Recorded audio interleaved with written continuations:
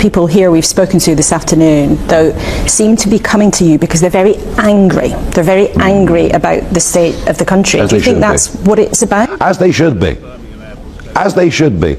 You know, the reopening of the debate around the, well, they call it the grooming gang scandal, but it's not, it's the mass rape scandal. I just think people ask themselves, what has happened to our country? How could this possibly have happened? Chaos erupted live on the BBC this week, and it wasn't the usual political sparring. What began as a standard interview quickly transformed into one of the most explosive on-air confrontations in recent memory. The issue? A scandal that has haunted Britain for years, and a fury that refuses to fade. Tonight, we dive deep into the firestorm that has gripped the nation and ask, is this the breaking point for UK politics? The spotlight fell on Nigel Farage, who did not hold back. What many politely call the grooming gang scandal. But he want to cover it up.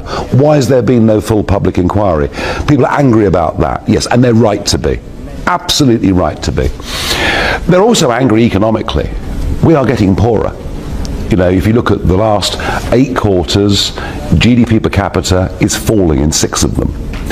And it coincides with a period of record net legal migration. Mass immigration not only makes it tough for young people to get a house, not only makes it very difficult to see a GP, not only makes our roads and infrastructure struggle to cope, it's making us poorer.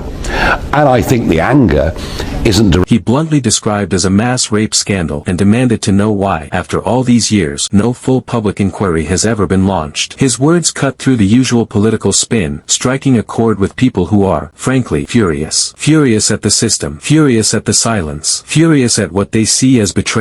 As the exchange heated up, viewers across the country found themselves asking the same question: what has happened to our country? How could something so horrific have been allowed to happen in towns and cities across Britain? And even more chilling, why was it covered up for so long? Farage pressed the point relentlessly, insisting the anger wasn't misplaced but overdue. The audience watching at home could feel the tension, and many agreed with him. But it wasn't just about that scandal. Farage widened his attack, zeroing in on the state of the economy. The numbers are stark. GDP per capita has fallen in 6 of the last 8 quarters. Families are feeling the squeeze, wages lag behind, and the promise of a brighter future feels increasingly hollow. This, he argued, is not a temporary dip but a symptom of something deeper, and the blame, he said, lies squarely with those in power. And then came the lightning rod issue, immigration. Farage tied Britain's economic decline to record levels of net legal migration, arguing that it's driving down living standards, making it harder for young people to buy homes, clogging up GP surgeries, and straining already crumbling infrastructure. His words hit hard, sparking fierce debate. Was this brutal honesty or political opportunism? Either way, people were listening. For millions across Britain, these frustrations aren't abstract. They're personal. They see friends struggling to get on the housing ladder. They wait weeks for a doctor's appointment. They watch their bills rise while wages stagnate. The anger Farage voiced wasn't just his own. It echoed the voices of people up and down the country who feel abandoned, ignored, and left to pay the price for political failure. And that's why this interview matters. Because in just a few fiery minutes, it ripped open the wounds the political establishment has tried to stitch shut. It exposed the gulf between the public's anger and the government's silence. Whether you agree with Farage or not, he tapped into something raw, something real, and something that cannot be ignored any longer. So where does this leave Britain? On one side, a furious public demanding answers. On the other, a political class struggling to hold the line. But make no mistake, this anger is not going away. It's growing, it's spreading, and unless leaders confront it head-on, it could reshape the very future of British politics. The question now is simple: who will rise to face it, and who will crumble under its weight? Stay tuned.